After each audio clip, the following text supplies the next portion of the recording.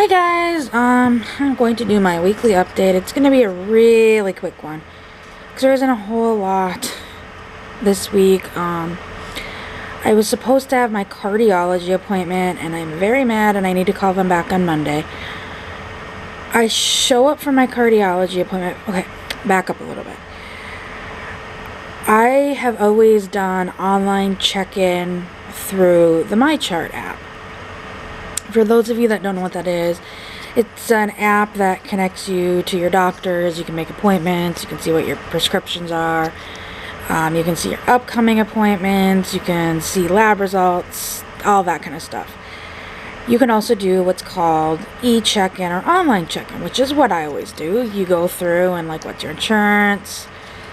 What are you allergic to? What kind of conditions you have? Blah, blah, blah. Stuff like that. So I go ahead and do that. Well, the local clinic that I go through just came out with their own app similar to MyChart, but it's not MyChart. And it's a piece of junk. I hate it. MyChart was so user-friendly, easy to navigate.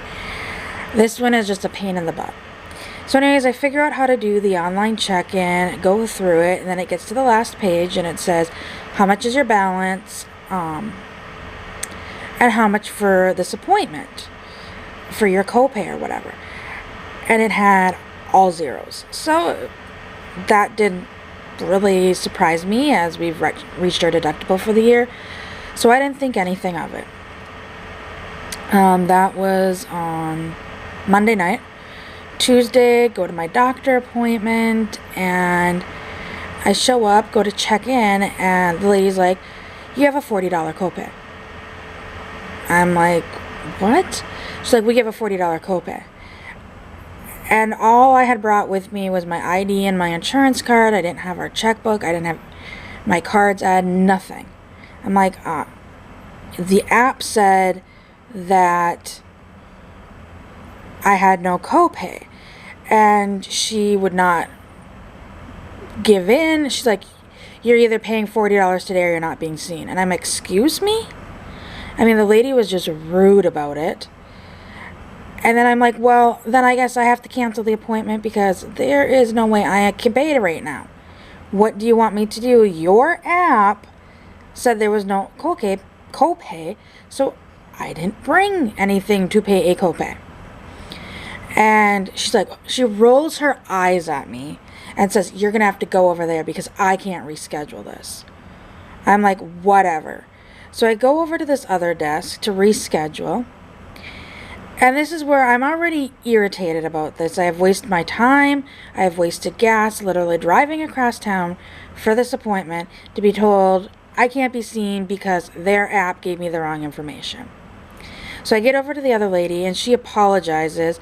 Then she's like, well, what are you being seen for? And I'm like, it's a pre-op.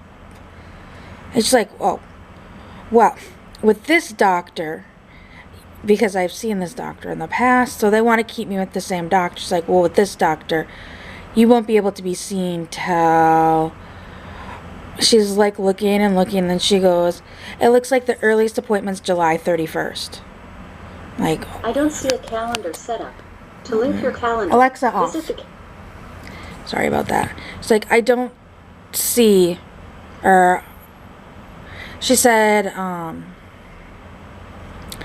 I don't have anything available until July 31st. I'm like, whatever.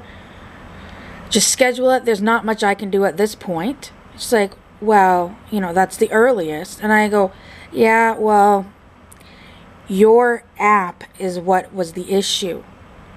If your app would have told me the correct information, I wouldn't have to reschedule. So she schedules it. I go. Literally, I have not even left the hospital yet. And I get a phone call back from this lady. She's like, yeah, I screwed up. And the July 31st, which is 6 weeks from the first appointment, yeah, that one isn't available because you need a pre-op and there isn't enough time for a pre-op in there. So I went ahead and booked you for August 15th. I'm like, oh, so 2 months away now. Well, you have to understand. I mean, once again, this lady was rude. So I did get home. I did email their customer support or customer service. I couldn't call them right away. There was no phone number that I could find. They did call today, and I wasn't available when they called. They left a message, so I need to call back on Monday. But yeah, I am not happy with that. It's like, it would be one thing if the app had said there'd be a $30 or $40 copay. I would have remembered and brought my stuff. And it said nothing was due. And even at that, there are times that it's told me that there was amounts due, and then you show up for the appointment, and I bring in my card or get out my card or get out a checkbook to pay, because some areas only take cash, some areas only take cash, which they qualify checks as. Some areas only take cards. I mean, this hospital, nothing seems to be like the same within each different department. So it's very frustrating. And yeah, I was not happy about how that was handled. So there really isn't much to update about anyways, because I couldn't see the cardiologist. And literally my appointment is after, when I need to finish everything with my primary doctor and go back to the surgeon. I mean, that's what's so frustrating about it, is now I'm on hold with everything to even just see the surgeon again, to see if surgery is going to be possible, or if he's going to wait until after the MRI in November. So it's frustrating to me. So that's it for me. For my dad, he seems to be doing better. He's home. They've got some things in place for him. He's seeing home health. He's seeing the OT. He's seeing the PT. PT doesn't think he needs to be seen by them because he's doing pretty good. He has a walker and he has a cane that he doesn't really use, but if they're going to go someplace that there's a lot of walking, he actually packs them in the car himself, my mom said, in case he needs them. Other than that, like I said, he has home health that comes 3 times a week. Then they come Mondays, Wednesdays, and Fridays. And then OT comes once a week on Tuesdays. No, wait. Mondays, Wednesdays, and Thursdays. OT comes on Tuesdays. And then Fridays, he has his doctor's appointments for infusions, because they're still doing those. And then people from their church kind of come in and check up on him a little bit. They also got him like one of those life alert things. So he's got that. And like my kids talk to him and he seems to be doing good. You know, he's a little upset that it's not been working. Like when he saw his doctor today, he made the comment, he's like, I wish this was all over with. And my mom freaked out.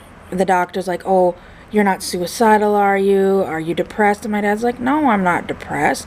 No, I'm not suicidal. He's like, I wish this was over with. And it's kind of frustrating because my mom freaks out about it.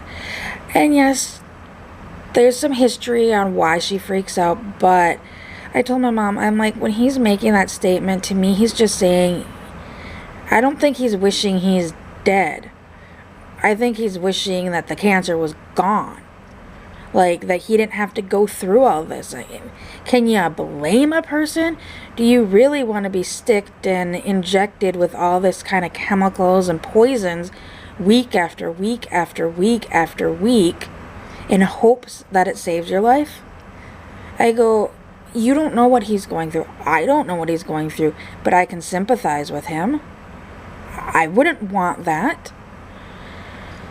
And I think that she was still trying to defend her freak out. And it's like, I get it, Mom. I understand your freak out. Not saying that that's not valid. But for you basically saying it's not valid for what Dad said, that's a whole other thing. So those are just the updates for the week. And hope next week I have something better. I don't think... Oh, I have an appointment. Not with my primary because she's not going to be in the office. So I see a different doctor this month. And then I see my doctor next month. So I hope everybody has a great weekend. Bye.